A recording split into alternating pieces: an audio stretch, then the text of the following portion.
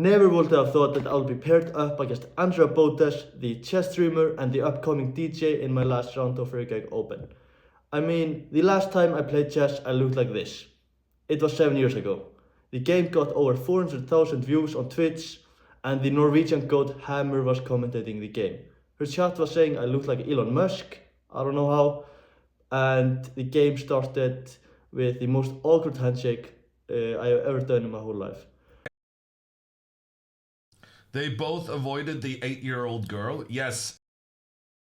Now the game starts with e4 and she went with c5 and just the Sicilian. And knight to f3 and she turned it into the hyper accelerated dragon variation. I was totally expecting this because she always plays it online. I just asked my friend, he told me that she was going to play it, so I got a really good prep. So we just did, we played it really fast because it's all theory. I went with c4, just protecting the d5 square because it's a key square in the game, so she can't play d5 at some point. So I'm just limiting her space on the board. So she went with knight to c6, bishop e3, and d6, bishop e2, knight to f6, and knight to c3. This is all theory, and we just blitzed out these moves. And casual and casual. And now she takes me out of theory with a5. And I was not expecting this move. I had not looked into it. So the computer says it's way better for me because of knight to b5, but I missed it and she did as well. Like next 3 moves we are all mistakes because we were just missing this move. So I just played here rook to h3. So, but it was so funny that Hammer, the Norwegian goat, he liked my drip and he commented on it in the Twitch. What do you think about Andrea's opponent's drip? He seems very cool. The leather jacket and the watch, too cool for school. So yeah, now it continues with bishop d7, which is a mistake because still I have this plan, I can go here, but I miss it as well. So rook to c1, just developing a4, rook to e1. e1. For the 3rd time, White has decided not to avoid the trade of the knights. And for the 3rd time, we ask Andrea, please make the trade of knights because your position is cramped. And you would benefit from having less pieces to find good squares for. And a3, she's just trying to break everything open. I went with b3, just closing everything again, and she went with queen to a5. Her plan is now very obvious. She's just trying to get the knight up here to b4 and maybe exchange it for this pawn here and try to promote this pawn here because her bishop might become very strong. So now I played bishop to d3. I was just trying to protect both these pawns here. So she went with rook to c8 and now I went with my bishop down. Hammer really liked this move because just protecting both these pieces here. I don't like this maneuvering from Gudmundur because it also means that if we try to put our king on the h7 square, this bishop is going to be quite powerful, pointing down towards where the king ends up. And now knight to h5, just opening up. This is a mistake because I have knight to d5, which I miss again. I just missed all the knight moves in the beginning because I was so scared of the bishop opening up here that I did not play it. So I just went with a huge blunder, queen to d2, just trying to exchange the bishop pair here. And she took my knight, I just took it with my bishop, and she took it with a bishop. We just exchanged pieces here, and queen takes, and now queen to g5, which is a very good move. And I think theoretically she is better now. So I just tried to exchange pieces. So I just went with queen to e3, just trying to exchange, and she went to the knight here, just jumping in. So now she's threatening to mate me here and also take here.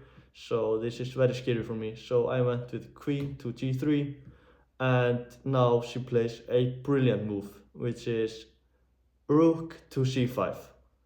It's great. And hammer, he said I was lost here. Yeah, Andrea is going to win this. There's no way her opponent manages to defend against all the threats that's coming in with the rook. Because it's very hard to defend against this, and you have to be super accurate. So the right move here is to play with the king up, so just protecting his queen here. So, but I did not play it. I played rook to e3. I thought at first that this would be a great move, but I was so wrong. So now she went to the queen here to h6, which is the only winning move in this position. And I was very lucky that she spent almost all of her time coming up with this move. Now she only has 2 minutes on the clock and I have 26. So I went with my knight up here to d5. I thought that this would be okay, and now she has a very nice tactic of going knight to e2. I saw it when I played here. I thought just after taking here and she takes my rook and king up that I would be okay after queen takes b1.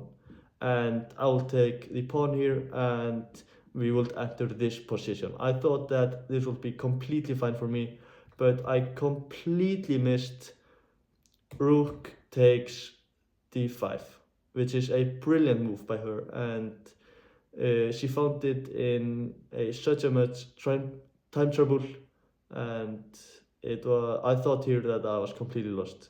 I took with the e-pawn and she took my bishop. I took the pawn here, threatening now the bishop, and she played with the bishop up and I took the pawn here.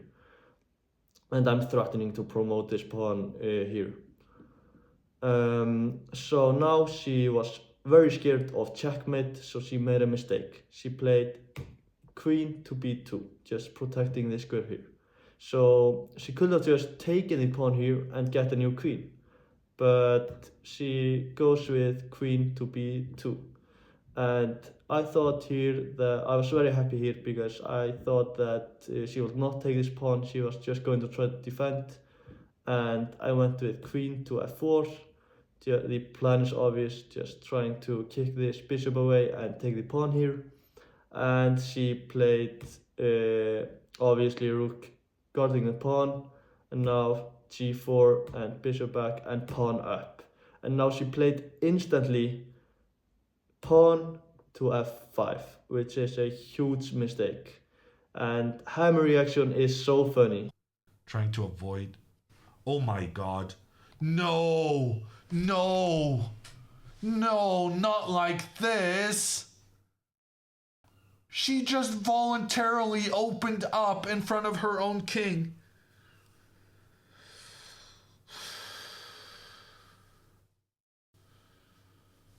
Oh, that is like the mother of all red flags. Now, in this position, I thought I knew that I could instantly draw it with queen to h6. I saw it instantly. And she will just have to do repetitive, so because this is threatening mate here, and it will just be a draw.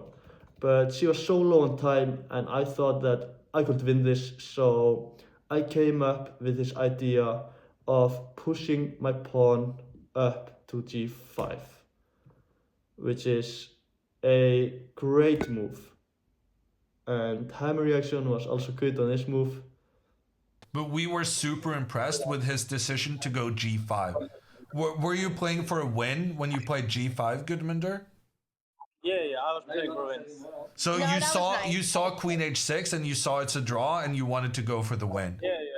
Yeah, no, that's very good. Very, very good.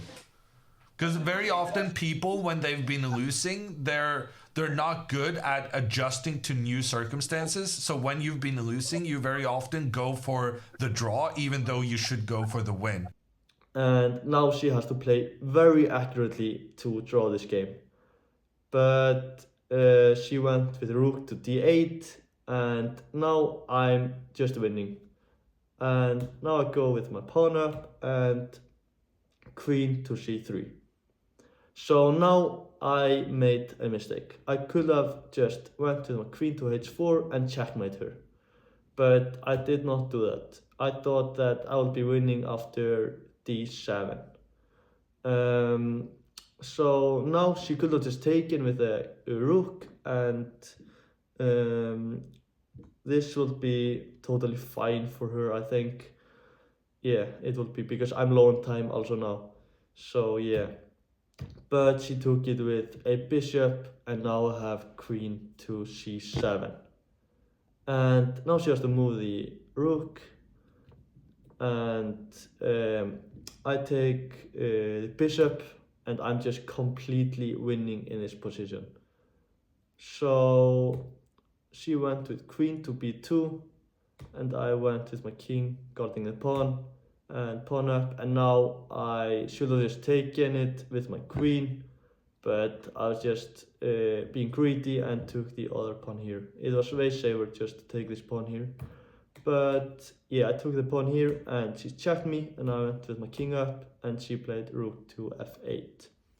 And now I went rook to h6, just threatening to take the pawn here, and we exchange queens. And now I thought that this would be the easiest endgame of my life. I thought that I would have no trouble winning this endgame, but I was so wrong because of this pawn here on a3. I should have just, yeah. So now she went rook to f5, and the best move here for me is rook to a4, which the computer doesn't like, but it's just the best move for me. So, but I just got the pawn on c4, and she takes my pawn, and I take the other pawn. And now I realize that I will have to be on this diagonal here, so she can't take my pawn here. So I play my king down and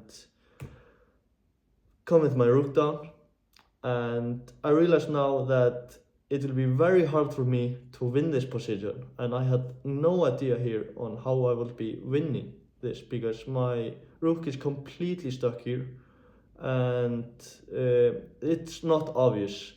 So, but the computer says it's like completely winning. So rook to f4, and now I'm just blitzing on moves. I don't have any plan here.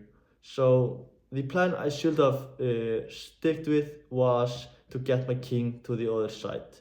But like because I was so low on time in this position that I just did not have the time to calculate like the king race, who would like promote to a queen first and everything. So I was just like I was just trying something, and it just so now I have a winning idea of getting the king to the other side, but just I had minute on the clock, so I could not calculate the obvious win here. So I made a huge blunder here and went king to e2, and now suddenly it's a draw. It's a draw with endgame, but I think she's better because she has more chances because of this pawn here. And I just have to stay with my rook here and my king up, and here I offered her a draw. She didn't want it, so she went with the rook up, and I took it. I have to take it, otherwise she's winning. So, and now king down, just guarding this. Now she takes the pawn here, and I don't have to take this pawn instantly. I just play a4 to try to win the race. So this all ends up in a draw here, and we make it come right here. and we did another awkward handshake. Thing. Okay, they shook hands on a draw. Fair enough. And then we analyzed the game after. So in the analysis, like I was so sad because I just saw the evil bar was saying like I had such a one position, but yeah, it didn't work out for me. And yeah, in the analysis, the first thing was chat saying I looked like Elon Musk. Little Elon, you guys think he looks like Elon? Elon when he had hair. Have you ever gotten that before? Elon Musk. No, no. Somehow, and yeah, so that's the conclusion for the game. I hope you enjoyed it. Please subscribe if you enjoyed the video. Thank you for watching.